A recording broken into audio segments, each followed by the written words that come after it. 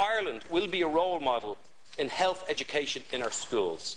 Now, in conclusion, Leska Hirlock, if I'm in order, I would like to ask my fellow senators to stand up just for one moment. For one moment. I would like to ask my fellow senators to stand up for one moment. I would like to ask my fellow senators to put the two hands by their side. Now, I would like to ask them to close their eyes. Close your eyes. Stand on one leg with your eyes closed.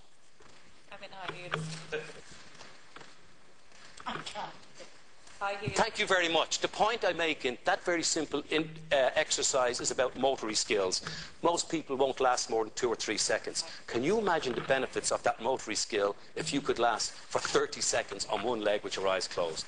The point I'm making is exercise are the points for life. Could have been Mahagud. Thank you, Senator. Senator O'Brien, you have 6 minutes to second the motion.